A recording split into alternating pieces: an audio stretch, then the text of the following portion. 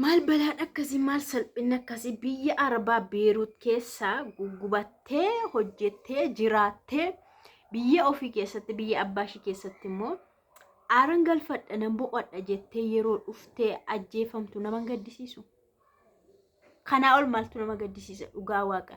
Biyya ofii keessa jiraachuu erga hin danda'amne eessa jiraata?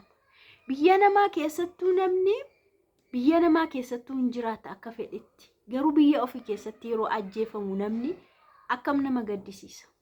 Sanuu ganaa reef heerumte akkam nama gaddisiisaan jedhu dhugaa waaqasuma dhugaan jedhe bara osoo aaran galfatiin waggaa danuudhaaf osoo aaran galfatiin Beeruut keessa akka dadhabaa turteetti erga biyya ishiitti galtee immoo yoo wanbadootaan ajjeefamtu nama gaddisiisu. Dhugaa baay'ee tokko nama gaddisiisa. Nagaan siniif haa ta'u. Kabajamtoota hordoftoota kakuu tiዩbii akkam jirtu nagaa keessanii an baay'ee nagaa ku galata waaqaa ta'u. Waan akkana waaqni sinaa oolchu dhugaa waaqa kun balaadha. Dhugaa balaadha kun dhuguma dubbachuu fi lubbuu wal caalaa miti garuu akkaataatti namni du'u akkaataatti namni wal ajjeesu akkaataatti namni ajjeefamu baay'ee tokko nama dhibaa jechuudha biyya kana keessatti.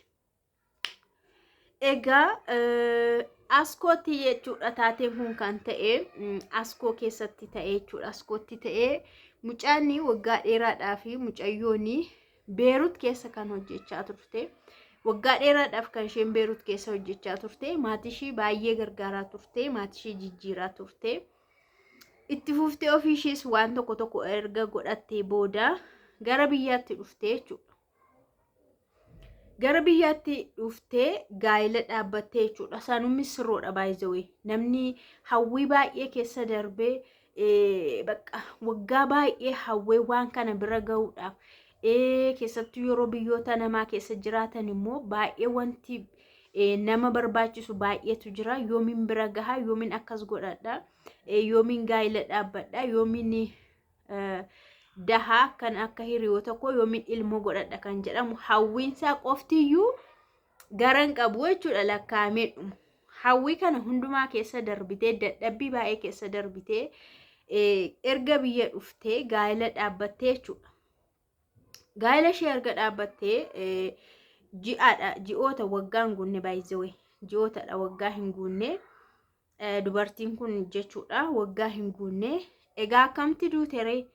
Biyya keenya keessatti namni gosa garaagaraa fi bifa garaagaraatiin nama ajjeesa. Akka fedhetti nama ajjeesa jechuudha. Feetu oofuu masuma harkaa waan qabdu waan kee fudhachuu jedhee si ajjeesa. Qabeenya keef jedhee si ajjeesa.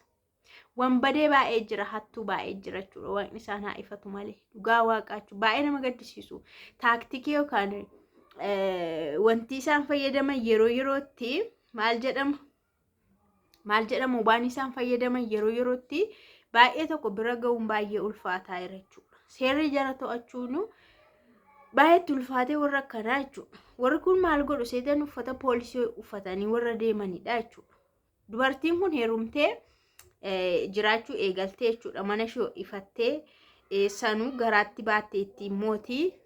Egaa maaltu ta'eree warreen uffata poolisii uffatanii mandararra deeman halkanis guyyaas mana nama bansiisaniitu poolisii fakkaatanii mana nama bansiisanii waan ati qabdu fudhatu jechuudha. Waan akkanaa eegalamee jechuudha. Amma immoo keessa darbee inni kaanis darbee inni alaas dadhabamee alatti namarraa fudhachuunis dadhabamee alatti namarraa fudhatanii ajjeesanii gatuunis dadhabamee amma immoo manarra deemu ka'anii jechuudha. Uffata poolisii uffatanii mana jaraa seenan naannoo isaanii jechuudha. Naannoo isaaniitti waan akkanaa hin odeeffamasii jiras jedhamaa jechuudha naannoo isaanii jechuudha. Naannoo hundayyuu jiru baay'ee jechuun namoota argee fi yookaan to'achiif ijatti argetu ragaa ba'a malee jira. Waan akkanaa anu dhageera. Anu namni natti meera warra akkanaa jalqabaniiru balbala nama jalaan baniin jedhe namni natti mee dhugaa waaqaa jechuudha. Uffata poolisii uffataniitu balbala nama bansiisu. Isa booda waan ati qabdu hunda guurratanii deemu hin sakattaane jedhaniitu jedhe namni natti meera dhugaa. Egaa jarri kun bifa kanaan mana isaanii keessa seenan. Booda abbaa manaa ishee jilbeenfadhu jedhanii jilbeenfachiisanii warqii qubeelaa jechuudha. Warqii qubeelaa kan isarra jiru sarara baasu. Sarara baasaa yeroo jiranii isheen immoo argite jechuudha. Amma keessa jirti waan ta'eef yoo ilaaltu jarata akkana godhaa hin iyyite jechuudha. U'uu jettee yeroo iyyitu jarri masaaraallee qabu waan nama ajaa'ibu jechuudha. Innaa adda ishirra adduma ishirratti kennaniifi jechuudha shugguxii. Hin kuftee yeruma sana bakka maal haftiree dubartii ulfee jechuudha.